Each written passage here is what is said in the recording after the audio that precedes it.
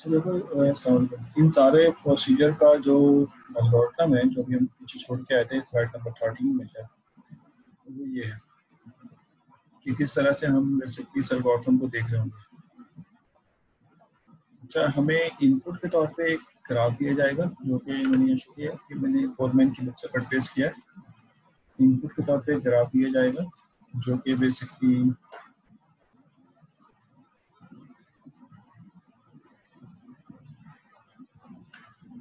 ठीक है।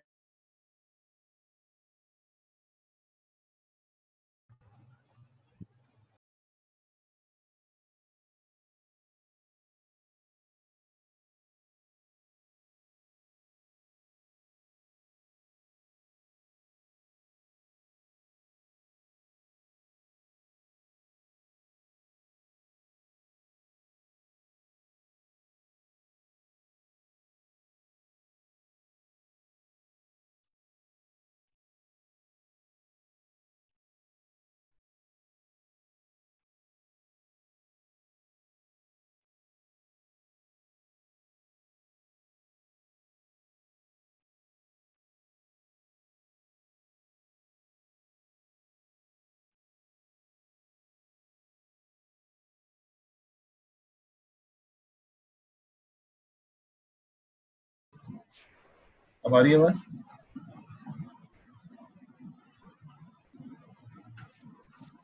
जी आ रही है। ठीक है, तो ये मुझे बताएंगे सर ये कि आप कौन सी स्लाइड को बोल रहे हैं? स्लाइड नंबर बताते हैं, 13 को ही दोबारा से पढ़ाओ।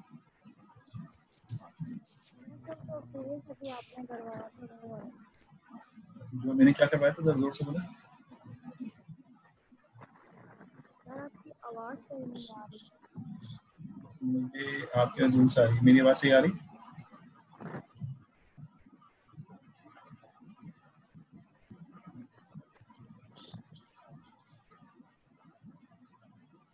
ट्रेसिंग डेटा स्ट्रक्चर आपने भी करवाया था वो। हाँ, वो तो मिस हो गया ना, मतलब उसको दोबारा बताना पड़ेगा मुझे।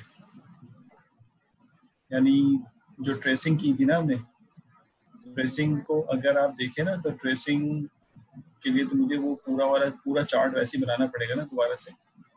यानी ये पेरेंट अगर यहाँ पे हमने कहा था कि एस है, फिर डब्ल्यू है, फिर आर है, तो ये आसान है। अगर आप देखें तो मैं सिर्फ एक इसको समझा के फिर उसकी तरफ आता हूँ दोबारा, एल्गोरिथम को समझा के वीडियो चला दूँ, है ना, क्योंकि मुझे फिर वो चार्ट दोबारा डिजाइन करना पड़ेगा। इसको समझ लिया, फिर मैं उसको दोबारा आता हूँ। इसमें ट्रेसिंग तो नहीं, ये जो एल्गोरिथम ये ट्रेसिंग तो नहीं सिखाएगा आपको, ये सिखाएगा आपको। अच्छा, स्क्रीनशॉट आ गया रिजवान के पास, very good very good.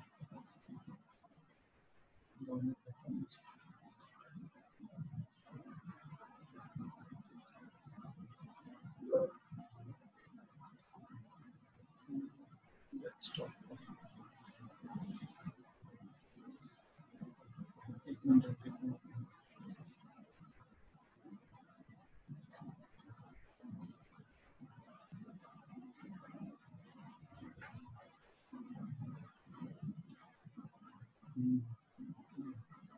Screen नजर आ रही है आपको? हेलो, पीपीटी वाली आ रही है नजर। पीपीटी वाली आ रही है। शेयरिंग मैंने अभी वो कर दूँ आपको। अच्छा,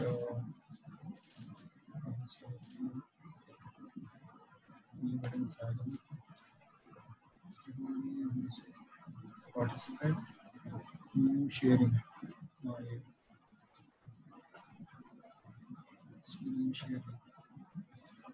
शेयरिंग जी अब आ रही होगी। आ रही है सर?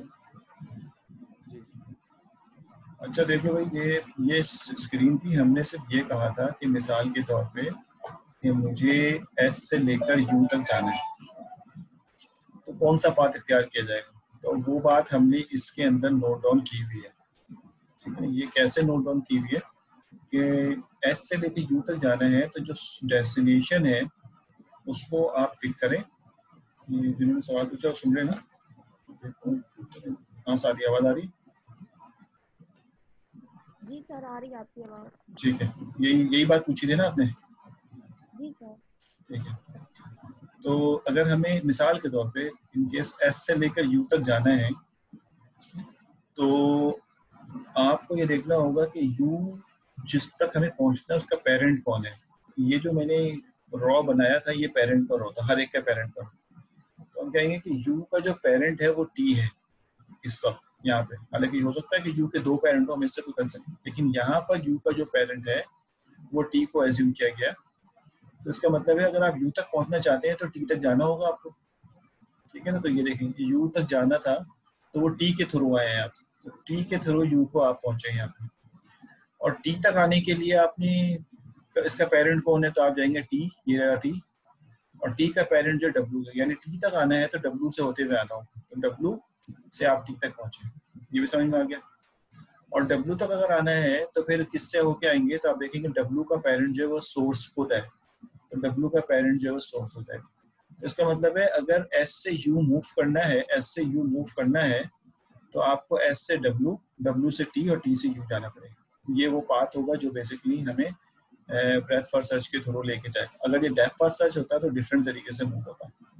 इस तरह से अगर कोई कहे कि आपको एस से लेकर वाई तक जाना है तो उसका एक अपना पाथ होगा, एस से लेकर टी तक जाना है तो उसका अपना एक प्रोसीजर जो है फॉलो हो रहा है वो फॉलो करके आप जा सकते हैं यहाँ पे, अगर एस को सोर्स मान के आपने सारे काम को जो है वो किया हुआ है तो, ठीक है ना। अगर सोर्स चेंज करेंगे तो फिर इसके अंदर इसके पेरेंट की सारी ड्यूटी भी जो है वो चेंज होगी लास्ट में। सोर्स के ऊपर डिपेंड है किसको सोर्स मान के आपने ये काम किया, ठीक। तो ये वो काम है, इसको मेंटेन एल्गोरिथम में ये वाला स्ट्रक्चर मेंटेन होना चाहिए, ये इंपॉर्टेंट है। ट्रेसिंग कैसे होगी वो तो फिर बाद में जब ये स्ट्रक्चर मेंटेन हो जाएगा तो उसके लिए अलग से एल्गोरिथम लिख के भी हम इसको ट्रेस कर सकते हैं। तो वो ट्रेसिंग एल्गोरिथम तो यानी ये मैं ट्रेस किया ना मैंने ये वाला ट्रेसिंग स्ट्रक्चर को, ये एल्गोरिथम तो अभी नहीं लिखा हुआ, लेकिन ये जो कंस्ट्रक्शन है ये बनी हुई है वहाँ पे, तो वो हम अभी देख लेते हैं कि किस तरह से बनी हुई, ताकि हम उसको देख सकें। न्यू शेयर, और ये कौन सी स्लाइड होनी चाहिए, ये वाली स्लाइड, ठीक है ना। अब देखें इन्होंने शुरू में क्या किया है, स्टार्ट अभी को अगर हमें जहन में हो कि हमने क्या क्या काम किया था उस बेसिस पर अगर हम देखें तो ये एक फॉर का लूप है जिसमें इसने कहा कि सारे वर्टिसेस को प्रिपेयर कर लिया इसने। ये क्या किया इसने, सारे वर्टिसेस को यानी वाले वर्टिस नोड को एक कलर असाइन कर दिया, उस कलर का नाम क्या रख दिया उन्होंने, वाइट, सारे नोड को। अच्छा ये जो एक्सेप्शन ये है ये बेसिकली सोर्स नोड है। अच्छा इस वक्त यहाँ पे हमने एज्यूम किया एस से एस मीन सोर्स नोड, सारे नोड को वाइट कर लिया। जी सर। सर आपकी स्क्रीन शेयर नहीं हो रही सर। स्क्रीन शेयर नहीं हो रही, नहीं सर। दोबारा कर देता हूँ। सर स्क्रीनशॉट नजर आ रहा है बस। मैं दोबारा कर देता हूँ। अब आ रही है? नहीं नहीं नहीं, चलो मैं ऐसा करता हूँ पहले स्क्रीन को अनशेयर कर देता हूँ। अब आ रहा है? जी नजर आ रही है। अब ये एल्गोरिथम नजर आ रहा है ना? यस चलो ठीक है, देखो मैं दोबारा से बताता हूँ। चलो मैं बता दूँ, ये यू इसने कहा है कि मेरे ग्राफ के सारे वर्टिसेस हैं, यानी ग्राफ के सारे वर्टिसेस को इस वक्त यू माना गया है, ठीक है। ये कोई एक वर्टेक्स नहीं है, कोई भी किसी भी वर्टेक्स की बात करेंगे तो यहाँ पे यू के नाम से इसने रिप्रेजेंट किया है, ठीक है। ये इसका मतलब होता है एक्सेप्ट एस, किसके बजाय, एस के अलावा, यानी जितनी भी वर्टेक्स हैं उसको यू मान लिया लेकिन एस को नहीं। एस इसलिए कि एस सोर्स नोड है। उसके बाद फिर इसने क्या किया, एस के अलावा जितने भी नोड थे उनको इसने कर दिया यहाँ पे वाइट। उसके बाद सबका डिस्टेंस ले लिया इन्फिनिटी, याद हो होगा मैंने थोड़ी पहले किया मैंने।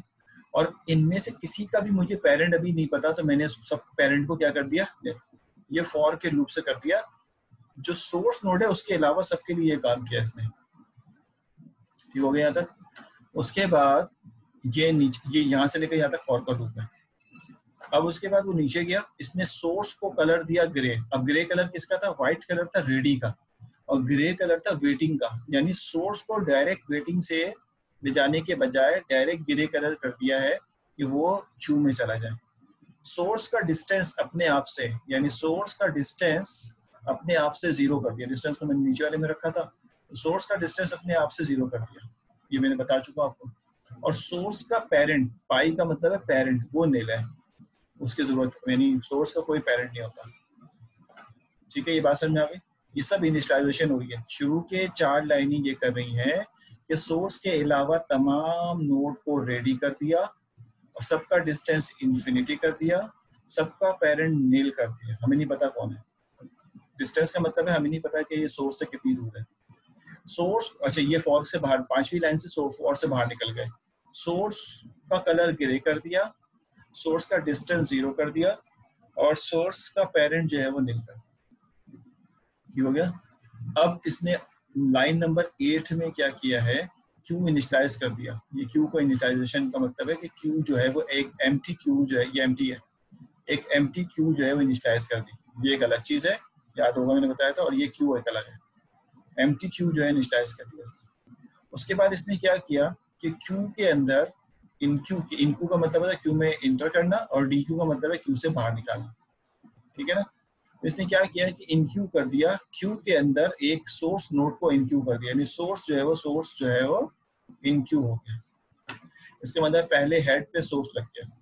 उसके बाद ये काम उस वक्त तक चलता रहेगा जब तक कि क्यू एम्प्टी ना हो जाए, यानी क्यू जब तक नॉन एम्प्टी है ये काम होता रहेगा। जैसे क्यू एम्प्टी हो जाएगा इसको बाहर निकाल देंगे, यानी लूप से बाहर निकल जाएगा वाइल। क्या करना क्या है, उसने कहा कि यू, ठीक है, डी क्यू कर दिया जाए क्यू को, यानी क्यू में तो अभी है ही सिर्फ एस, तो सिर्फ एस है तो हम उसको डी क्यू कर देंगे, डी क्यू करके यू में स्टोर कर लेंगे। यानी अब यू जो ऊपर था ना उसकी इंपॉर्टेंस खत्म हो गई। हमने कहा कि यानी यू एक एज अ वेरिएबल यूज हो रहा है और डी क्यू कर लिया हमने, यू के अंदर स्टोर कर लिया। आप किसी और वेरिएबल में स्टोर करना है, अगर ऊपर वाले क्यू से कंफ्यूजन हो रही है तो आप किसी और वेरिएबल में स्टोर कर लीजिएगा। तो आपने कहा कि डी क्यू कर लिया हमने क्यू को और उसको हमने इस पर स्टोर, इसका मतलब है यू के अंदर इस वक्त एस आ जाएगा, डी का मतलब है क्यू खाली हो जाएगा, क्यू खाली हो गया और एस इसमें स्टोर हो गया। अब करते क्या थे हम लोग कि एस का जो नेबर होगा वो क्यू में स्टोर करेंगे, नेबर्स सिक्वेंशियल ऑर्डर में जो ऑर्डर में। तो वो देखें हो सकता है कि 1 हो, 2 हो, 3 हो, तो इसने फॉर का लूप चलाया, फॉर का लूप चलाया, कह रहा है ईच वी बिलोंग टू, अब देखिए किससे बिलोंग कर रहा है, जी ग्राफ में, और जो यू पे एडजेसेंट है, यू में एस है अभी, तो यू के जो भी एडजेसेंट है जी ग्राफ के अंदर उसको उन्होंने वी माना है और कह रहे हैं उसको उसके लिए लूप चलाना है, यानी पहला, दूसरा, तीसरा, यानी जितने भी इसके एडजेसेंट होंगे। यानी अगर हम लिंक लिस्ट में देख रहे हैं तो लिंक लिस्ट में अगर ये एस था तो इसका अगर लिंक लिस्ट का अगर पहला इसका एडजेसेंट टी था और दूसरा एडजेसेंट अगर इसका, मिसाल दे रहा हूँ, नहीं याद है कौन सा था, पी था, तो ये लूप ऑटोमेटिकली 2 दफा चलेगा। और किसी के अगर 4 एडजेसेंट होंगे तो 4 दफा चलेगा। तो इसको फिक्स नहीं किया, इसको हमने नोड एडजेसेंट बेस कर दिया कि ये लूप चलेगा फॉर ऑल एडजेसेंट, तमाम एडजेसेंट के लिए चलेगा उस नोड का जो नोड अभी यहाँ से पिक हुआ। ठीक है, तो ये लूप चलाया। अच्छा जी, हमने क्योंकि एस को पिक किया है तो एस के नेबर्स को उठाना है जो इस वक्त व्हाइट कलर में थे, अब इनको ग्रे कर देना है क्योंकि ये क्यू में भी जा रहे हैं। ठीक है, ये क्यू में भी जा रहे हैं और साथ साथ ये ग्रे भी हो रहे हैं। देखें क्या किया मैंने से बना दिया एल्गो ने, कह रहे अगर, अब जरा ये वाली लाइन समझना, 13 लाइन बड़ी इंपॉर्टेंट है। अगर वी डॉट कलर, यानी जो एडजेसेंट यहाँ से पिक हुआ होगा एस का, सबसे पहले एस का जो भी एडजेसेंट पिक हुआ होगा, अगर उसका कलर व्हाइट है तो व्हाइट का मतलब है वो रेडी है। अगर वो ऑलरेडी ग्रे होगा तो फिर हम ये काम नहीं करेंगे क्योंकि इसका मतलब वो ऑलरेडी एरे के अंदर यानी क्यू के अंदर मौजूद है। लेकिन अगर वो व्हाइट कलर में है, अगर वो व्हाइट कलर में है तो हमें क्या करना है, उसको सबसे पहले उसको ग्रे करना है, उसका एक डिस्टेंस ऐड करना है, जो भी डिस्टेंस उसका अभी करंटली है उसके डिस्टेंस उसको ऐड करना है और उसके हेड को यू मान लेना है, यानी एस, इस वक्त यहाँ पे एस है तो एस मान लेना है और उसको फिर इन क्यू कर देना है। ये 3 काम करके कि उसके ये 3 काम यहाँ पे एडजस्ट हो जाए, उसके बाद उसको इन क्यू कर देंगे। तो पहला एलिमेंट यहाँ पे एस का, एस जो कि बाहर निकल गया है, डी क्यू हो चुका था, उसका पहला एडजेसेंट यहाँ चला जाएगा।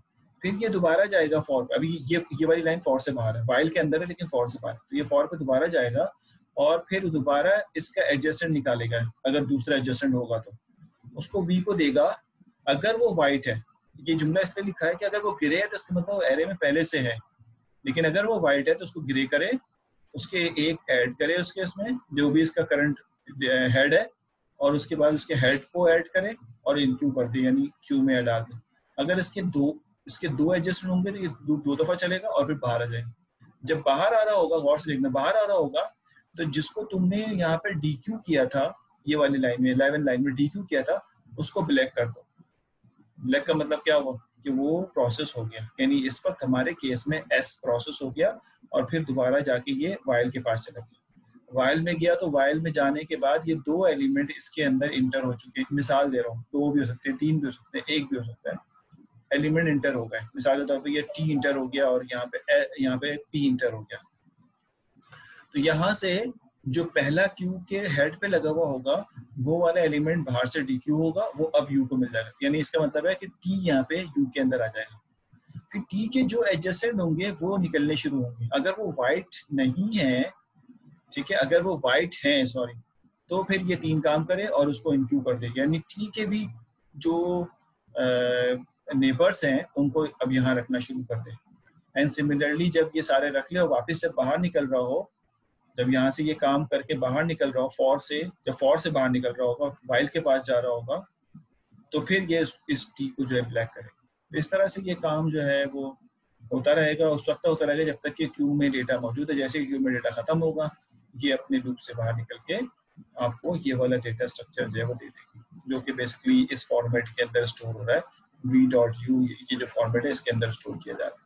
तो ये डेटा स्ट्रक्चर जब मिल जाएगा तो इसका मतलब है आपको एक पाथ मिल जाएगा कि आप किसी भी सोर्स और डेस्टिनेशन के अंदर मूवमेंट कर सकते हैं। इट्स वेरी इजी एल्गोरिथम, आप कोड भी लिख सकते हैं इसका, ठीक है ना। तो इस बेसिस के ऊपर अगर हम इसकी टाइम कॉम्प्लेक्सिटी को एनालाइज करें तो हमें 1 से लेकर 9 नंबर लाइन तक तो बिल्कुल यूजलेस लगते हैं, जो कि एक कांस्टेंट रनिंग टाइम के बेसिस पे काम कर रहे हैं। यानी ये वाला काम बेसिकली अगर देखा जाए, ये वाला 1 से लेकर 4 तक का काम, इसके अंदर कुछ कांस्टेंट 3 काम हो रहे हैं, लेकिन ये होगा कितनी दफा ये देखना है। गौर से सुनना, मैं जो बता रहा हूँ कि एनालाइज किस तरह करते हैं। ये तीन काम इस फॉर के अंदर हो रहे हैं, ये 3 काम जो हो रहे हैं ये कांस्टेंट है। ये सारा का सारा डिपेंड करता है कि यू की तादाद कितनी है, यानी इसके अंदर वर्टिसेस कितने हैं। अगर इसके अंदर वर्टिसेस 50 होंगे तो लूप 50 दफा चलेगा। अगर इसके अंदर वर्टिसेस 100 होंगे तो लूप 100 दफा चलेगा। इसके अंदर वर्टिसेस n होंगे तो लूप n। इसका मतलब है ये वाला काम n दफा होगा। ये हो गया n। इसको करने में इसको 1 टाइम लगेगा, इसको करने में इसको 1 टाइम लगेगा, क्योंकि ये सब कांस्टेंट वाली रनिंग टाइम है, एक एक टाइम के लिए इनिशियलाइज हो रहेंगे। इनक्यू करना भी 1 रनिंग टाइम में आता है। इनक्यू करने का मतलब यह है कि आपने डेटा को क्यू में इंटर कर देना, सर्च थोड़ी कर रहे हैं, डायरेक्ट जाके कॉपी कर रहे हैं। ये सारे के सारे रनिंग टाइम इसके होंगे। उसके बाद आप n का मतलब हो गया, n का मतलब होगा जितने इसके वर्टेक्स होंगे। मैं n लिखा था, मैंने लिखा जितने इसके वर्टेक्स होंगे, जितने वर्टेक्स की तादाद होगी उतनी दफा ये लूप चलेगा। ठीक हो गया। जब यहाँ पर आए वाइल में, तो वाइल क्या कह रहा है, जब तक क्यू एम्प्टी ना हो जाए चलता रहे। समझ में आ रहा है ना ये तो बात, जब तक क्यू एम्प्टी ना हो जाए चलता रहे। क्यू एम्प्टी नहीं होगा तो क्यू में जा क्या रहा है, क्यू में जा रहा है वर्टिसेस। क्यू में क्या जा रहे हैं, वर्टिसेस, यानी एस जा रहा है, टी जा रहा है, ये सब वर्टिस के नेम है। पी जा रहा है, ये सारे वर्टिसेस हैं, और फिर डब्ल्यू जा रहा है। लेकिन सारे के सारे एक दफा जाएंगे, 2 दफा नहीं जाएंगे। तो उसका मतलब है ये लूप चलेगा और सबके लिए चलेगा, सारे नोड के लिए चलेगा। उसका मतलब अच्छा ये v-1 है क्योंकि ये s के लिए नहीं चल रहा। समझ में आया, ये s के लिए नहीं चल रहा था, ये s से कम था तो v-1, लेकिन ये v के लिए चलेगा। ये लूप जो है वो v तक के लिए चल रहा होगा, ठीक है, सबके लिए, सबको क्यू में देखेगा और ये क्यू में इंटर करेगा। ये वाला काम कांस्टेंट रनिंग टाइम में हो जाएगा। ये वाला काम, ये जो लूप है यहाँ से लेकर यहाँ तक, ये वाला लूप जो है, ये लूप जो है ये एजेस को चला रहा है, यानी हर नोड के एजेस पिक होंगे, हर नोड के एजेस जो हैं वो वर्क करेंगे। मिसाल के तौर पे एक नोड है, ये इसका भी एज है और ये नोड इसका भी एज है, यानी इसका भी नेबर है, इसका भी नहीं। ये एस है, मिसाल दे रहा हूँ, और ये टी है, और ये खुद W है। इसे समझने की बात है कि क्या कह रहा हूँ। अगर ये S के थ्रू W क्यू में जा चुका है, S के थ्रू W क्यू में जा चुका है, तो जब T की बारी आएगी तो W दोबारा क्यू में नहीं जाएगा, इवन के सर्च भी नहीं करेगा, क्योंकि W का कलर जो है वो ग्रे हो चुका होगा। समझाने की बात बता रहा हूँ। यानी मैं कहूँ कि सर्च तो करेगा, सर्च भी नहीं करेगा। इसने कहा कि जिसको तुमने अभी पिक किया है अगर उसका कलर वाइट है तो यहाँ जाना, अगर वाइट नहीं है तो नहीं जाना, अगर उसका कलर ग्रे है तो फिर ये काम नहीं करना, कुछ भी नहीं करना। तो अगर हमने दोबारा W को पिक किया होगा T के थ्रू तो हमें W का कलर ग्रे मिला होगा, तो हम कहेंगे हमें कुछ भी नहीं करना, इसको लीव इट। तो इसका मतलब है अगर हमने जो भी H को पिक किया वो H एक ही दफा रीड होगी, यानी हर नेबर को एक्सेस करने के लिए, हर नेबर को एक्सेस करने के लिए जो एज हमने रीड की है वो लाजमी एक दफा जरूर रीड होगी। तो ये लूप टोटल जो चलेगी, और से देखना, हर नोड के लिए उसके नेबर्स को ढूंढना, ठीक है। तो हर नोड्स की नेबर को ढूंढेंगे तो हर एज एक दफा जरूर एक्सेस होगा, तो टोटल नंबर ऑफ लूप जो है ये ई दफा चलेगा। मॉड लगाते हैं काउंटिंग के लिए कि ई पॉजिटिव के लिए नहीं लगा रहे हैं यहाँ पे, ये कहलाता है मॉड, यानी ये हम उसको काउंट कर रहे हैं कि ई टाइम्स। ये n of 1 टाइम्स क्यों नहीं चलेगी? n of 1 times, n of 1 क्या मतलब? n of 1 समझ नहीं यानी ये जो, क्योंकि ये हर नोट एक दफा तो चलेगी ना, ये नोड कह रहे हो एज कह रहे हो? ये एज है, एज सॉरी एज एक दफा तो चलेगी ना, तो n of 1 टाइम्स तो मतलब नहीं चलेगी। एक दफा क्यों चलेगा? ये उतने एजेस हैं जितने ग्राफ में जितनी भी एजेस होंगे उन सब के लिए इसने चलना ही चलना है ना। मतलब अगर जब इसकी बारी आएगी तो ये दोनों को पिक करेगा, ये सही है। जब इसकी बारी आएगी तो इन दोनों को पिक करेगा, ये मिसाल के तौर पर ये इस तरह भी कनेक्टेड है, इन दोनों को पिक करेगा। जब इसकी बारी आएगी तो ये उसको पिक करेगा, और जब इसकी बारी आएगी तो इस एज को तो पिक करेगा लेकिन नोड को पिक नहीं करेगा ना। तो एजेस तो सारे रीड होने ही होने हैं ना। तो एजेस सारे रीड होने का मतलब ये हुआ कि ये वाला फॉर जो है वो एक वक्त में सारे नहीं चला रहा होगा, ये बारी बारी करके जितनी भी दफा इसको चलना पड़े वाइल की वजह से, यानी पहले ये एस के लिए आएगा तो शायद 2 एज रीड करे, फिर डब्ल्यू के लिए आएगा तो शायद 3 एजेस रीड कर ले, फिर टी के लिए आएगा तो शायद 2 एजेस रीड कर ले। लेकिन जब भी ये आएगा तो टोटल इसका यानी कंबाइनली इसकी वजह से ये एक दफा, पहली दफा आया और सबको रीड कर ले, ऐसा नहीं हो रहा। पहली दफा आया उसने एस को पिक किया हुआ था, यहाँ पे याद होगा आपको, एस की वजह से कि दो दफा चला था, तो इसका मतलब ये थोड़ी कि 2 दफा चलेगा ये, फिर दोबारा वाइल पे जाएगा, फिर दोबारा अंदर आएगा। लेकिन जिन 2 के लिए चल चुका है अब उसके लिए नहीं चलेगा, ये बात है, किसी नए के लिए चलेगा। समझ आ रही बात है?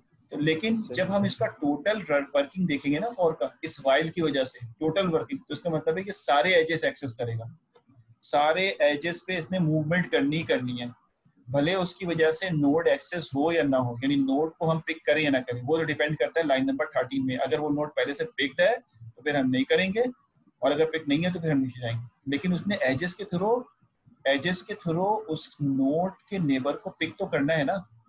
सर तो फिर ये बेसिकली मॉड का क्या मतलब है कि ये जो इससे लिंक्ड हैं उनको उनके पास जाएगा? ये देखो मॉड को तुम गलत ले रहे हो। मॉड जो है ना वो मैथमेटिक्स में, मॉड का तुमने ट्रांसलेशन गलत की है। मॉड की ट्रांसलेशन 2 तरीके से होती है। अगर तो ये मैथमेटिक्स है तो मॉड का मतलब है इसको पॉजिटिव बना दो, ठीक है। और अगर ये बेसिकली काउंटिंग है, ठीक है, काउंटिंग, तो इसको हम बेसिकली नंबर ऑफ एलिमेंट्स कहते हैं, कितने एलिमेंट्स इसके अंदर मौजूद है। यानी अगर आपके पास एक सेट है ए और उसके अंदर एलिमेंट की तादाद है मिसाल के तौर पर 2, 4, 9, 10, मिसाल ये एलिमेंट्स हैं, तो हम यहाँ लिखते हैं कि मॉड ऑफ ए जो है विच इज इक्वल टू 4, यानी इसके अंदर एलिमेंट कितने हैं? 4। उसका एक नाम है, मैं भूल रहा हूँ अभी, डिस्क्रीट मैथ में हम उसको पढ़ते हैं, मैं अभी याद आ जाएगा मुझे। तो इस मॉड को जब हम काउंटिंग के लिए इस्तेमाल करते हैं तो स्पेसिफिक नाम से हम उसको याद करते हैं, वो मैं अभी एकदम से क्लिक नहीं हो रहा है, मैं जवाब नहीं दे पा रहा। कार्डिनलिटी, पहले जबरदस्त सबको पता है, कार्डिनलिटी कहते हैं इसको। Very good, very good, this is called cardinality of the set.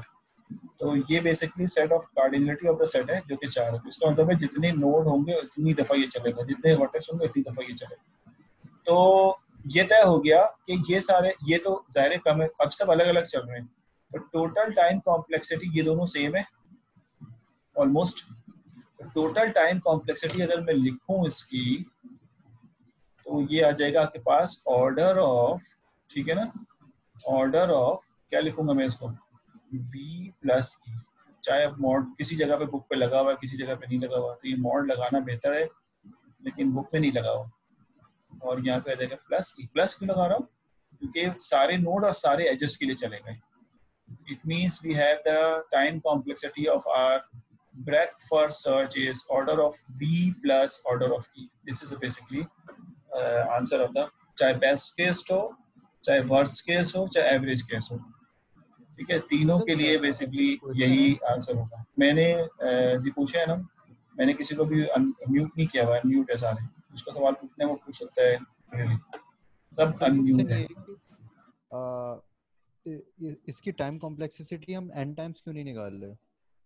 इसलिए कि ये बेसिकली, हाँ बता ये n टाइम्स चल रहा है while, हाँ मैं बता रहा हूँ, n टाइम्स तो मैंने गलती से लिख दिया था, n टाइम्स नहीं चल रहा है, n कहीं भी नहीं लिखा मैंने, ये भी n गलत से लिख दिया था मैंने। ये बेसिकली चल रहा है v माइनस 1 टाइम, ये चल रहा है v टाइम्स यानी वर्टेक्स टाइम, और ये चल रहा है एजेस टाइम, क्योंकि यहाँ पे दो वेरिएबल्स इस्तेमाल हो रहे हैं, एक वेरिएबल है वर्टेक्स और एक वेरिएबल है एजेस, इसलिए हम सिर्फ दोनों को कंबाइन करके n नहीं कह सकते। या तो हम कहें n1 n2 तो फिर आपको कंफ्यूजन होगी कि n1 किसको कह रहे हैं n2 किसको, इसलिए v और e की फॉर्मेट भी रखा है, समझ रहे हो? इसका और मतलब पीछे जो हमारे पास, बोलो, पता होगा इसमें एंड पॉइंट हमें पता है, वर्टिस अगर हम ले रहे हैं तो इसका मतलब ये है इनफिनाइट नहीं चलेगा, ये हमें पता है इसका हमेशा साइज जी वर्टिस का, बिल्कुल ऐसा ही, मतलब डिफाइंड साइज के लिए एल्गोरिथम है, जब भी इसको n टाइम्स नहीं ले रहे हम। नहीं n तो n भी जहाँ ले रहे होते हैं ना वो भी डिफाइन ही होता है, n का मतलब तो डिफाइन है ना कि इतनी तादाद n तादाद होगी, तो v का मतलब भी वर्टिसेस की तादाद, e का मतलब है एजेस की तादाद, तो मैं रिप्लेस कर सकता हूँ, दिस इज कॉल्ड n1, लेकिन फिर आप लोगों को मुश्किल होगी, और ये n2 फिर बाद में कंफ्यूजन होगी, n1 किसको कह रहे हैं n2 किसको कह रहे हैं, इसका मतलब टाइम कॉम्प्लेक्सिटी होगी n1 plus n2 is okay.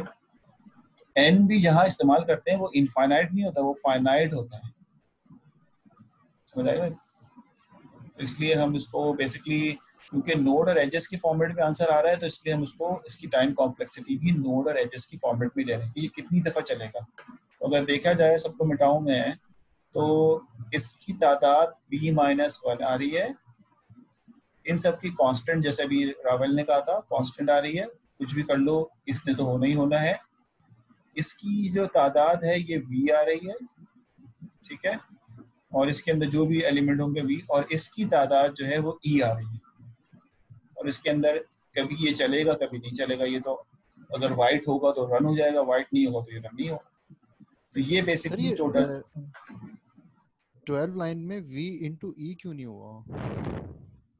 Into इसलिए नहीं हो रहा कि इनटू हमने कर दिया, यही तो बात है कि ये v into e इसलिए नहीं हो रहा, समझने की बात है, ये सवाल सही है, बिल्कुल वैलिड सवाल है, ये मतलब हमें थोड़ा सा क्लिक करने के बाद क्या हो रही है यहाँ पे। देखो हमने कहा कि s के लिए चलाओ, वो हो चुका है, और उसको करके हमने कहा s के लिए चलाओ, मिसाल है, इसका मतलब q में s था, s के लिए चलाया, हम पहले के लिए आए हैं मतलब, ठीक है ना।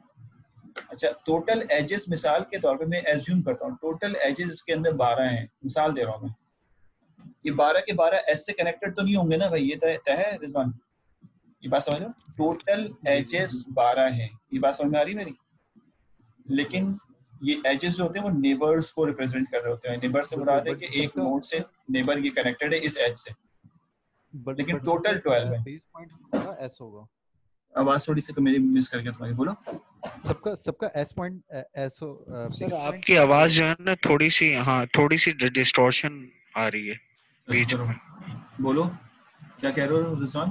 सबका बेस पॉइंट s होगा, बट हर नोड s से कनेक्टेड नहीं होगी, ये बात सही है बिल्कुल। जी बिल्कुल, हर s से तो सिर्फ वो कनेक्टेड होंगे जो कि इसके इमीडिएट नेबर होंगे, 2 होंगे या 3 होंगे, 4 होंगे, 12 के 12 तो पूरे नहीं होंगे ना इससे, टोटल एजेस 12 हैं। जैसे मैं सवाल दे देता हूँ कि डायग्राम जो थी, अगर ये s है तो हो सकता है कि ये s इससे कनेक्टेड हो, अच्छा मैंने बिला वजह इसको जो है वो डायरेक्टेड कर दिया, इसको अनडायरेक्टेड कर लेते हैं, ठीक है ना, ये हो गया। तो मिसाल के तौर पे हम कह देते हैं कि ये इसके साथ कनेक्टेड है और s इसके साथ कनेक्टेड है, इसके बाद ये इसके साथ कनेक्टेड है और ये आगे भी एक के साथ। अब टोटल एजेस कितने हो गए? 1 2 3 4, लेकिन s के साथ कितने कनेक्टेड है? 2 नेबर्स हैं। समझ आ रही बात है?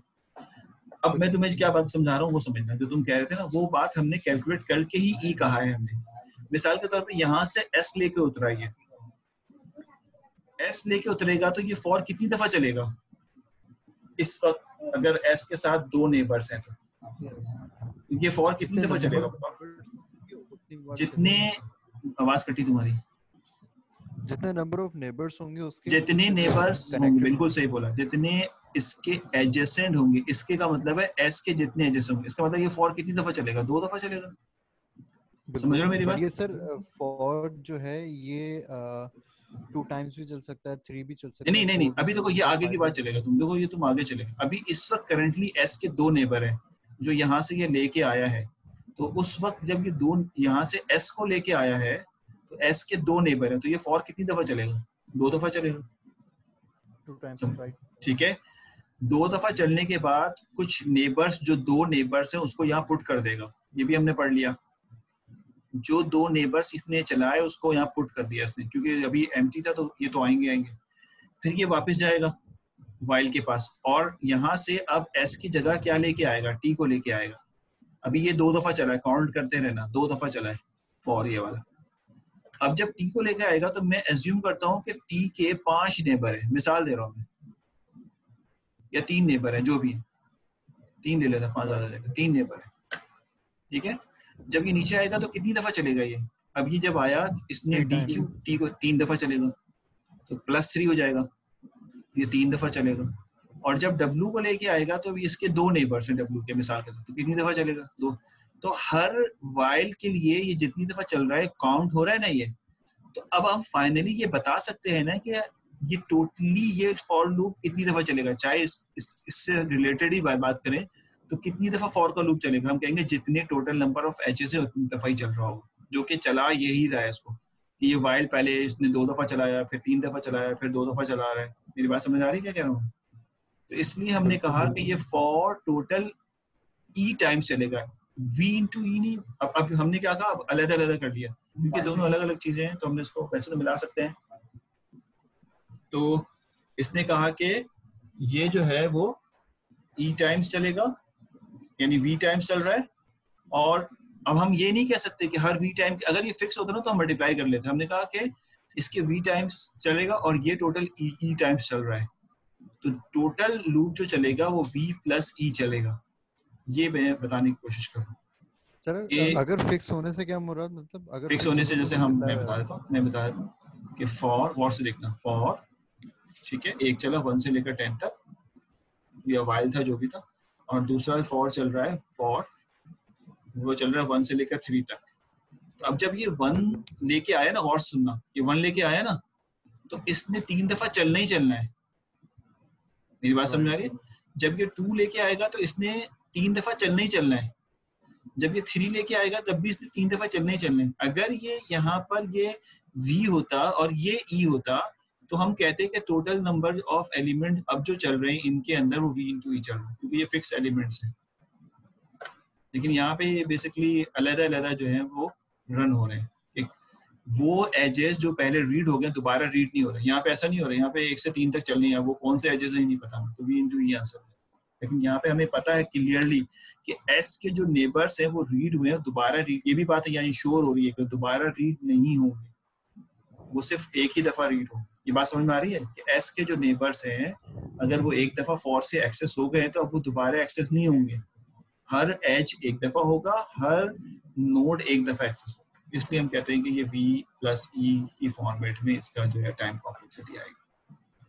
ओके सर, प्लस इस वजह से हो रहा है, जो मुझे समझ आया वो इस वजह से आ रहा है कि कोई भी एलिमेंट दोबारा रिपीट नहीं हो रहा। बिल्कुल हमेशा एक एलिमेंट आएगा जब भी हम ऐड कर रहे हैं, वरना जी बिल्कुल। अगर सारे जैसे हम बबल सॉर्ट और सिलेक्शन सॉर्ट में पढ़ते थे, डबल टाइम्स जो फॉर लगते थे उसमें होता था कि पेरेंट नोड को सर्च करता था, फिर उसको सबसे कंपेयर करता था, जी फिर अगेन सेकंड आती थी, फिर उसको सबसे करता था। तो रिपीटेशन बार बार आ रही है जब भी इनटू टाइम्स हम मल्टीप्लाई करते थे इनको। सही किया, मतलब वो चीज एक से दो दफा 3 दफा रिपीट होती थी। जैसे मैं यहाँ पे कह रहा हूँ ना कि ये 1 से लेकर 3 हमें नहीं पता, ये बार बार रिपीट हो रही है, तो इसलिए हम उसको मल्टीप्लाई करते हैं। लेकिन यहाँ पे जो एक दफा रीड हो गया वो दोबारा नहीं आएगा, इसलिए इसको हम अलग काउंट कर रहे हैं। बिल्कुल, ये भी सही, बिल्कुल ठीक है ना। तो this is called basically breath first search, जो कि हमारे पास एक अच्छा एल्गोरिथम है और काफी फ्रूटफुल एल्गोरिथम है, जो आगे हम किसी भी डेटा ग्राफ डेटा को ट्रैवर्स करने के लिए इस्तेमाल करते हैं। अब हमारे पास जो टास्क है वो ये है बेटा, एक मिनट जरा मैं काम कर लूँ जरा, एक मिनट होल्ड करना है, मैं एक फोन जरा अटेंड करना जी।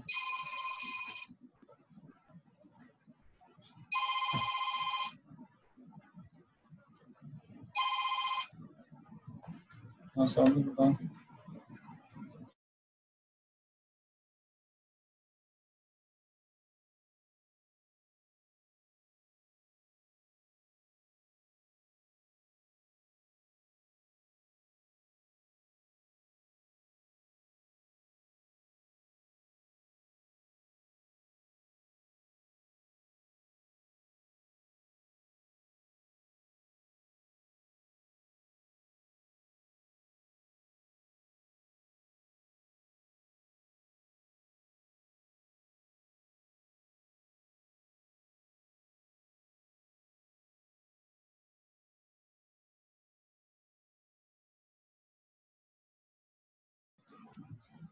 अच्छा सॉरी, आइए फिर हम आगे बढ़ते हैं। और देखो मैं अभी थोड़ा सा कंफ्यूज भी हूँ क्योंकि हमारे कुछ टॉपिक्स बाकी हैं और टाइम बहुत शॉर्ट है हमारे पास, इसलिए मुझे थोड़ी कंफ्यूजन है कि मैं किस टॉपिक को पहले पिक करूँ, किसको बाद में पिक करूँ, ताकि आपको आसानी हो। अच्छा देखो, ये हमारा टॉपिक कंप्लीट हुआ है ब्रेथ फर्स्ट सर्च का। आप सुनिए गौर से, आपका पहला पेपर कब है? मेरा तो 20 तारीख को है आपका। सर 15 को नहीं नहीं, किसी का है 15 को या 15 से तो शुरू हो रहे सर। हैं हाँ पेपर? मेरा सर और अनंत का है सर। सो 17 को है फर्स्ट मेरा। 17 को फिर 20 को। तो ठीक है, सर मेरा और अनंत का 15 को है। 15 को भी है, चलो कोई बात नहीं, इट्स गुड है ना कि पेपर हो रहे हैं। तो पेपर बहुत आसान होंगे इंशाल्लाह, मुझे उम्मीद है क्योंकि एमसीक्यूज बेस्ड होगा, open book, open net, open discussion ही हो रहा होता है नॉर्मली। मैंने तो अपनी यूनिवर्सिटी में यही देखा।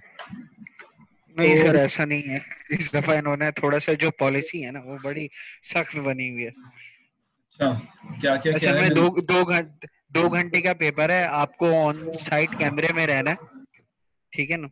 पेपर 2 और घंटे का है, 3 दो घंटे का है? दो 2 घंटे का है, 2 घंटे का सर। हमें तो और 3 घंटे कैमरे बोला। के सामने, नहीं नहीं नहीं, 2 घंटे का पेपर है, कैमरे के सामने आपने रहना है और डिस्कशन कोई नहीं है। 2 घंटे के अंदर ही अंदर आपने सबमिट भी करवाना है। कुछ टीचर्स ने बोला एमसीक्यूज तो नहीं आएंगे। सर 2 मोड है, या आप कैमरा के आगे बैठे या आप पेपर अपलोड, आप जिस तरह असाइनमेंट होती है उस तरह 3-4 घंटे बाद आप अपलोड कर दें। तो नहीं दोनों नहीं नहीं मोड नहीं, किसी 2 घंटे के अंदर किसी टीचर ने बोला हुआ है कि किसी ने बोला कि आप कैमरा के आगे बैठना, हमें टीचर ने कहा कि आप चलो ये तो एक लंबी डिस्कशन है। सुनो, तो मैं अभी इस वक्त जो है आपको एक टास्क ये दे रहा हूँ कि आपने इसी तरह जैसे मैंने अभी स्लाइड मैंने अपलोड कर देनी है। स्लाइड को अगर मैं आपको शो कर दूँ तो स्लाइड में जो मैंने अभी पढ़ाया आपको, तो स्लाइड में आपको नजर आ रहा होगा कि आगे ये ब्रेथ फर्स्ट सर्च का सारा ये जो वर्डिंग है ना, ये तो हमने पढ़ लिया। इसके बाद इसकी डिटेल है, ये समझा दी मैंने तुम्हें, ठीक है। इसके बाद फिर हमने ये एग्जांपल्स कर दी थी जो मैंने तुम्हें अभी थोड़ी देर पहले समझाई थी ना। इसके बाद इसमें डेप्थ फर्स्ट सर्च भी है एल्गोरिथम ना, तो ये टाइम कॉम्प्लेक्सिटी समझा दी मैंने तुम लोगों को। थोड़ा पढ़, ये टास्क तुम लोग को दे रहा हूँ मैं कि डेप्थ फर्स्ट सर्च पढ़ लेना किसी तरह से, बिल्कुल। और सिर्फ फर्क ये है कि इसमें क्यू यूज हो रहा था और इसमें जो है वो स्टैक यूज हो रहा होगा। इसकी वर्किंग वगैरह देख लेना, कैसे काम हो रहा है, कैसे काम नहीं हो रहा है, स्टैक कैसे काम करता है।